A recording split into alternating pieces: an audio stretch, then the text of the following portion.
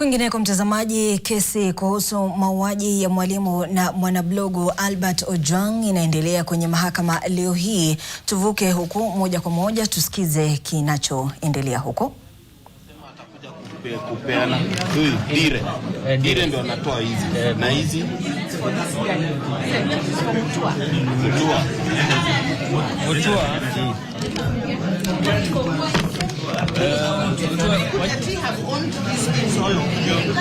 yana mekataa nasema si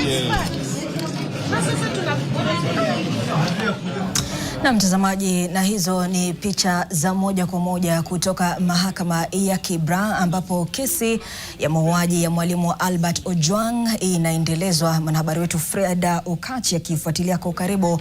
Basi mtazamaji, sasa hivi majaji na wale mawakili wakichukua mapumziko mafupi, lakini kikao hiki kingali kinaendelezwa na pia watakuwa wakijadili ile tarehe mwafaka ambayo watakuwa wakiwahoji wale mashahidi ambao wanajitokeza kutetea na pia wale ambao wanapinga mauaji ya mwalimu Albert Ojwang ambaye aliuawa mwaka jana mwezi wa Juni kufuatia la maandamano dhidi ya mswada wa fedha 2025-2026. Basi mtazamaji, ni taarifa ambayo tunaifuatilia kwa karibu kabisa. Sasa hivi wako kwenye mapumziko mafupi na bila shaka picha za moja kwa moja unazidi kuzipokea kupitia mitandao yetu ya kijamii @NTV Kenya. Basi mtazamaji, zidi kuganda nasi.